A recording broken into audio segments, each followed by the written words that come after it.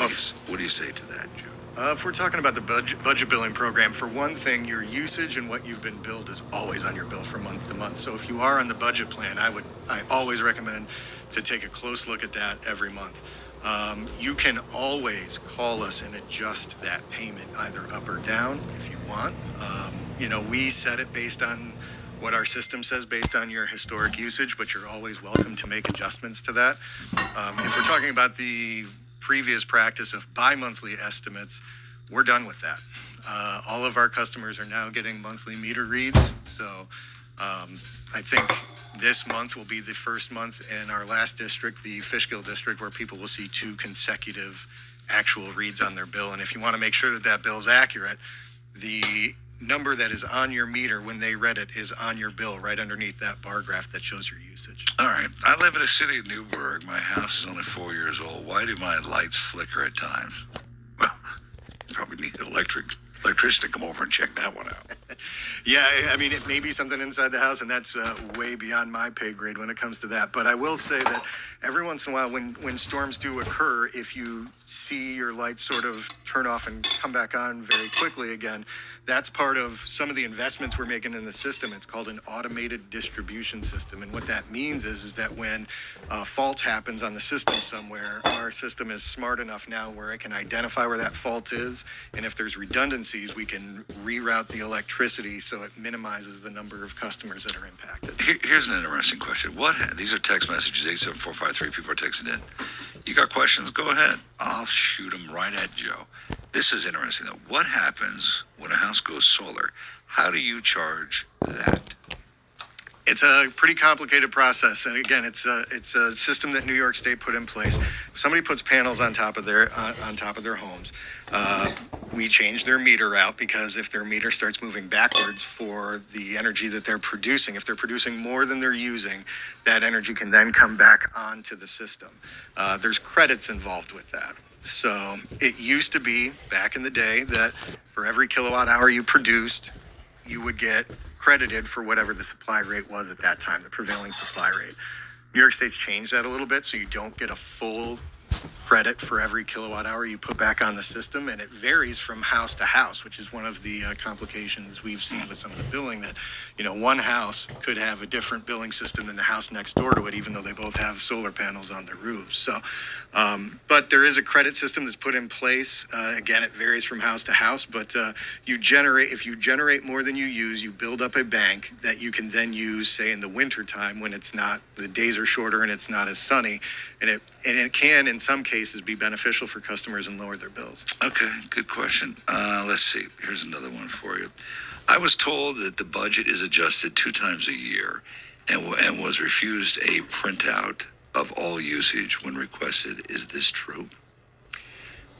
If it is, you need to call us again. You are allowed to get a printout of your usage, and budget can be adjusted at a 6-month, but there's certain thresholds. So if you are more than 25% behind on your budget, I believe it is, we'll adjust that number up on the 6-month. And I think again, if it's a certain percentage over, we'll adjust it down again. But if you're looking for your total usage and you want that over the course of a year or 2 years, you can call us and absolutely get that. My daughter is looking at buying a house, but it's electric heat. Bad idea? Depends on your usage, and right now, if you have what's known as a ground source or an air source heat pump, electric heat is a bit more efficient.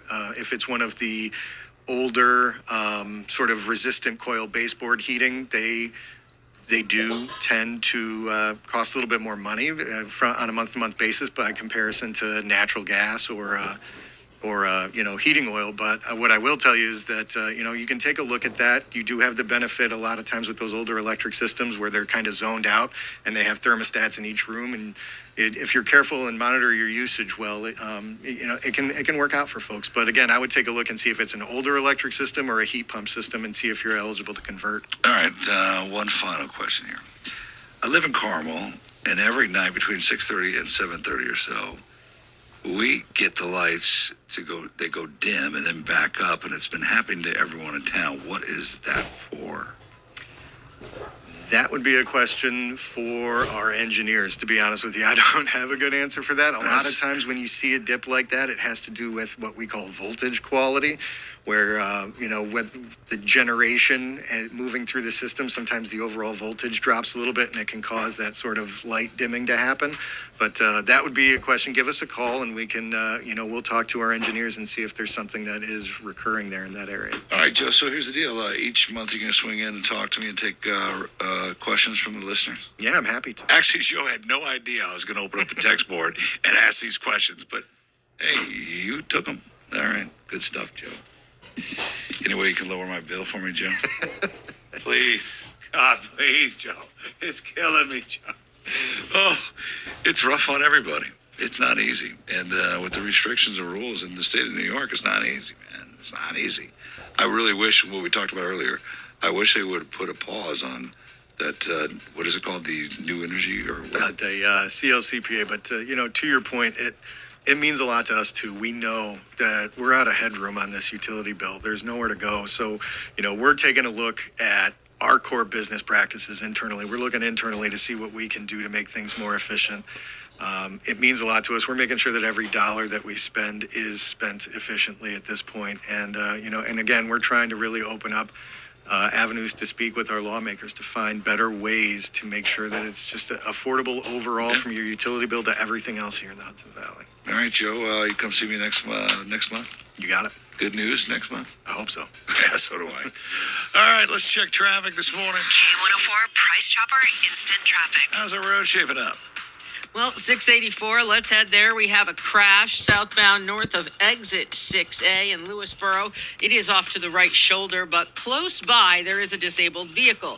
This one's southbound north of exit 7. So you are getting a little bit of a backup that's developing in between those two because you have a disabled vehicle and then you head south and, oh, look, there's an accident. So just maybe 5-10 minutes extra, that should get you through. If you see something, text the word traffic followed by your tip to 87453. I'm Corey Myers with Hudson Valley Traffic on K104.